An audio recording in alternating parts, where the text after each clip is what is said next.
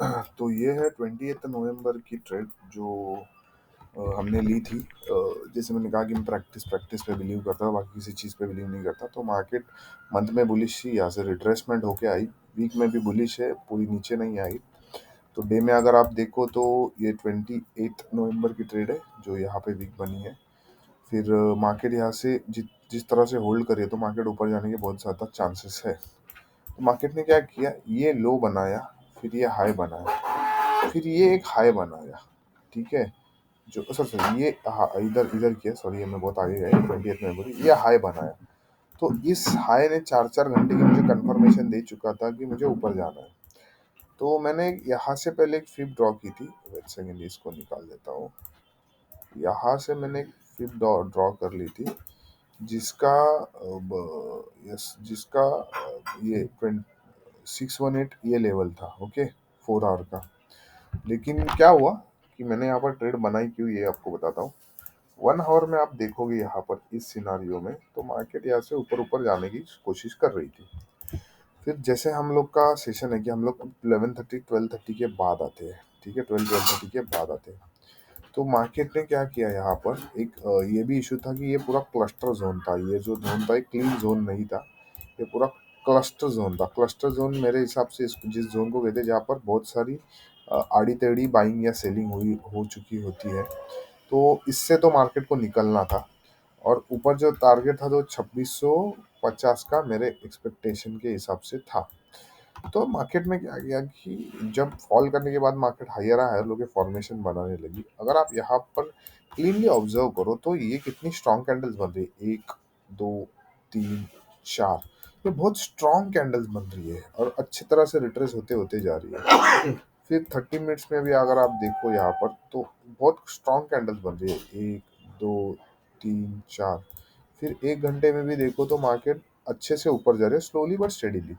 लेकिन सबसे बड़ा क्लस्टर यहाँ पर यही था कि ये जो लेवल है ये कैसे रिएक्ट होगी मार्केट में। क्योंकि इस लेवल पे अगर आप देखो प्रॉपरली तो 1 आवर में एक ओपनिंग क्लोजिंग जोन है। ये वाला ये अभी इधर ट्रेडिंग के चार्ट्स में अलग दिख रहा है, लेकिन एक जोन है। फिर क्या हुआ, मैं जब 12:30 के आसपास आए, ये 12:30 की कैंडल है, ये वाली, ये हाँ यस, 12:30 की कैंडल है। फिर मैंने क्या किया, यहाँ से एक फिब लगाई इस लो से इधर तक। लेकिन क्या हुआ, 5 मिनट में मैंने जब देखा तो ये बहुत स्ट्रॉन्ग कैंडल क्लोज हुई थी। ठीक है, ये बहुत स्ट्रॉन्ग कैंडल क्लोज हुई और मेरी एक बाइंग यहाँ पर बैठी। ठीक है, लेकिन मैंने जो फीब लगाई थी तो वो 5 मिनट के हिसाब से पहली तो लगाई, जिसमें फर्स्ट एंट्री ली। लेकिन सेकेंड एंट्री मैंने सोचा था कि इस फीब से थोड़ा रिट्रेस होनी चाहिए मार्केट, जो नहीं हुई।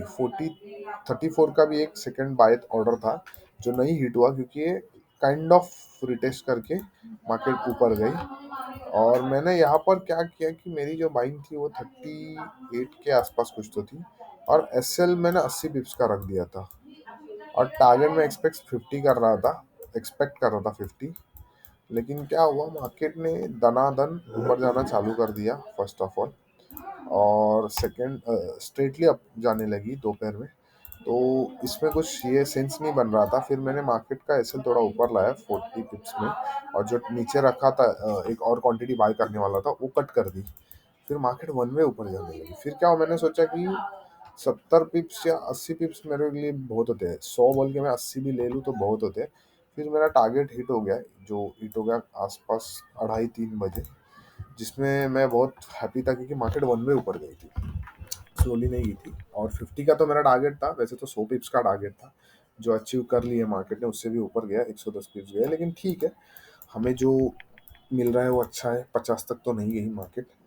फिर मैंने यहाँ पर ट्रेड तो कुछ बना ही नहीं, क्योंकि इस दिन इवनिंग में यूएसडी का थैंक्स गिविंग था, जो जो न्यूज़ में हम लोग, न्यूज़ नहीं, जब भी बैंक यूएस में छुट्टी होती है तो हम लोग ट्रेड करते नहीं है। उसके पीछे रीज़न यही है कि लिक्विडिटी नहीं होती बस। तो ये मेरी ट्रेड थी जिसमें बहुत अच्छे से प्रॉफिट हुआ, जो 80 पिप्स का था।